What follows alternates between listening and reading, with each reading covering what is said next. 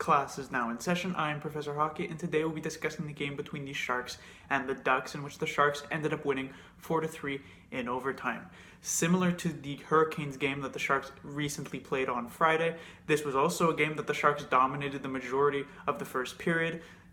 A decent part of the second period. They didn't dominate that in the Hurricanes game, but in the Ducks game here tonight, they did dominate a good part of the second period, and they ended up with a 3-1 lead once more, but also they gave up that 3-1 lead, ended up being 3-3. Teams went to overtime, but this time the Sharks were able to close it out and get a very key extra point. The point against the Carolina Hurricanes would have been nice to get, but it wasn't a divisional matchup, so it wasn't the worst to give the extra point to the Hurricanes. Tonight, though, much more key against a divisional opponent like the Anaheim Ducks. The Sharks got the very key first extra point. For the Sharks goal scorers, Logan Couture continues to be sort of a mini resurgence, as I don't think he had a very good start to the season. He gets his 6th of the year. Chartier, after he sat out a game against the Carolina Hurricanes, comes back, gets his first career NHL goal here tonight, as well as Timo Meier, who ends up with his 7th and 8th in what was sort of a unofficial hat trick, I guess you could say, as one of his goals was actually called off on the offside, and he made up with it by then getting the overtime winner in a play that, hard work by Meier certainly, but John Gibson maybe misplays that one a bit. Probably should have had the puck frozen there, and we might still be playing at this point. For the Ducks goal scorers, Josh Manson gets his first of the year, while Pontus Aberg, surprisingly, gets his first of the year, as well as his second on the year, on what was maybe, we've seen a lot of definitely goals of the year, especially here from the Sharks. Multiple times we've seen players like Hurdle and Brent Burns put up some very nice goals, very nice moves and everything like that. Aberg definitely throws his name into the ring as he's able to take the puck away from the bank, deke out Joakim Ryan, deke out Martin Jones in the same process, and get the game-tying goal that forces the overtime in the end. Moving on to what I'd like to talk about. First up is Erik Karlsson. I have been very critical of Erik Karlsson since he has arrived from the Ottawa Senators in his first 10 games of the season. I did not think he was particularly strong, and especially on this road trip, he did not look good against the Predators. He did not look good against the Hurricanes, and tonight he looked spectacular. He definitely looked a lot like the old Erik Karlsson, the Erik Karlsson of the Ottawa Senators. There weren't as many defensive gaffes. I can only think of maybe one or possibly two if I missed one, but certainly only one that I can think of. And he was spectacular offensively. Multiple fantastic passes. He showed off his insane vision. He had some very nice speed, very nice moves, getting those quick passes off. And only one actually ended up being converted into a goal, as he ended up with an assist in this game. But this was a rare game where Erik Karlsson ended up being a plus, if I'm not mistaken, so that was nice to see. And if this is the norm for Erik Karlsson moving forward, the Sharks are going to be extremely happy with the rest of the season, and hopefully that ends up being the case. Next, Karlsson related in this way is the Karlsson and Burns pair, and the reason I didn't have Burns in the first topic as I normally have had is because I don't think Burns had necessarily a great game, but also not a bad game, so it was really sort of unremarkable, I guess you could say. But I'd like to talk about the Karlsson-Burns pair, and this, the even strength one I'll start with. DeBoer has tried something strange these past couple of games. We saw it in the end of the first period, sort of the last shift, I guess you could say, against the Hurricanes, and then the end of the second period as well, as we saw it at the end of one of the periods here against the Ducks. And it has not worked. I understand the meaning. You want to get these two together, maybe get a late goal, because it's always nice to get a late goal. But it really hasn't worked. I don't think these two should ever really be playing with each other at even strength when you're holding a lead. Definitely when you're trying to get a goal. Definitely when you have the goalie pulled with the last couple of minutes remaining in the game. Obviously you want to have Karlsson and Burns on at the same time. But when you have a 1-0 lead in the first period in the last minute, probably shouldn't be sending on Karlsson and Burns. I don't think these two mesh well together. They are too similar of players. They both, aren't the best in the defensive zone, and we have seen the Sharks not get punished yet, as I don't think a team has actually scored with both of these players on the ice, but there have been scoring chances, and so I'd like to really not see DeBoer try to pull that anymore. On the contrary, though, these two together as a pair on the power play has looked strong. This was actually a game in which DeBoer decided to start with these two on the power play a couple of times. Normally we have seen, it be Erik Karlsson as well as 4 forwards, and then as they're switching over the second power play unit, Karlsson would stay on or Burns would stay on and the other would come on the ice, and that has worked very well for the Sharks. However, this game, they've actually started with Karlsson and Burns a couple of times on the power play, just on the ice at the same time. Maybe that's in part due to sort of punishing Kevin Labanc, as he's seemed to have lost his spot on that first power play unit. I'm not sure, but Karlsson and Burns definitely seem to have gotten things on the power play figured out, as instead of sort of both being a quarterback and sort of fighting for that same role, Burns has sort of moved into an Ovechkin type of role, I guess you could say, and now he's unleashing sort of one-timers from the Ovechkin office, and it's looking like a very strong power play going forward. Next is Martin Jones. Nothing too spectacular, but I do want to talk about the goalie in all of my reviews. Similar to the Predators game, he made the saves he needed to make. He had really no chance on the Manson and Aberg goal. First couple of goals of this game, one deflected off of Braun, the other deflected off of Burns. No chance, really. You could say maybe he had a chance on the second Aberg goal, but I'd rather just give credit to Aberg's fantastic move than try and say that Martin Jones played it terribly.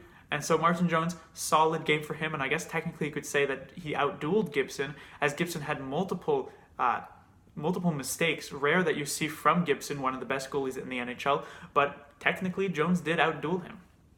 Next is Labanc on a more darker note. I mentioned in the previous game at the end of it that Labanc maybe not a top 6 forward that the Sharks can run with in the future, because he just hasn't shown that consistency. And we saw, in the previous season, he didn't really have the consistency we hoped that he'd be able to bring it together this season, but it hasn't happened yet. And it seems as though DeBoer has answered my prayers or something like that. And Labanc was demoted to the 4th line in the 3rd period, and Melker Karlsson ended up getting moved forward. And surprisingly, the first line actually looked better with Melker Karlsson in that role. Not to say that this is some sort of permanent situation in which Karlsson should be on the first line, because I don't think there's any universe Karlsson should be leaving the 4th, maybe 3rd line. He's definitely more of a defensive guy. But, without Labanc's maybe defensive miscues and giving the puck away that he's been doing in the past few games, Kane, Pavelski, maybe also just the fact that their line mate was demoted gave them a little kick in the behind. But they looked somewhat better, not fantastic, but still somewhat better. And we'll see what DeBoer decides with the lineup. Will Labanc get back into the first line for the next game? Will they try Melker Karlsson up there again? Maybe they'll switch something around. I'm not sure, but it's pretty clear, at least at the moment, that Labanc needs to fix something, because once Thornton comes back, Labanc will probably have no chance of keeping a top 6 spot, which is really where you would want a player of his skill set to be, because he's not really built for a bottom 6 role. Next is Timo Meier. As I said, an unofficial hat trick, as one of his goals was called off on the offside challenge, but he got the game winner. He got the 3rd goal of the game for the Sharks as well. He's the goal-scoring leader for them, 7th and 8th goal on the season. He's been absolutely fantastic this season, and I love the way that he's scoring these goals. These aren't just snipes that you can say, well, his puck luck will run out eventually, the shooting percentage will drop or something like that you might be able to see with some other players who have started off on fire. Meier has been getting the dirty goals, and those are the goals that, are, more taxing on the body and everything like that, but they are somewhat more consistent as well. And so I definitely like what Meier's game is bringing. He has developed a lot more than someone like Labanc. Both these players were in similar positions coming into the season. Meier definitely looking a lot better, and the only worry for Meier isn't anything to do with his game, but his contract is up at the end of the season. It will be very interesting to see what he wishes to be paid, as the Sharks will enter maybe a bit of a cap crunch. Next is Tomas Hertl, another line mate of Timo Meier. Hertl, I said in the Hurricanes game, the talking point there was that he didn't play in the 3rd period. I was worried that he would be injured, as I said that he had arguably been the best Sharks forward up to that point. And whatever was wrong with him in that Hurricanes game certainly didn't affect him in this one, as again, he was probably one of their best forwards on the team. He makes up probably the Sharks' best line, which I'll get to a bit later. But Hertl is looking absolutely fantastic this season. It seems he has fixed as well a consistency issue that he has had in his career.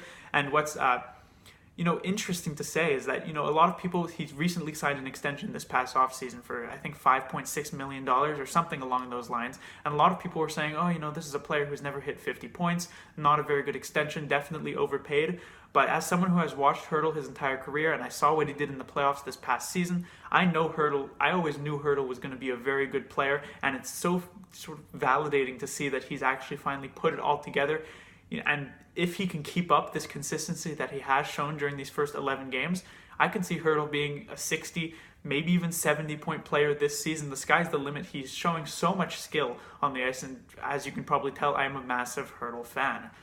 Next is the second line. I've written the Pavelski, Kane, Labanc line that the Sharks started with this game as the first line. But if we're being honest at this point, normally you consider wherever Pavelski and Thornton are as the first line. But at this point, the Couture, Meier, and Hertl line is most likely the top line here for the Sharks.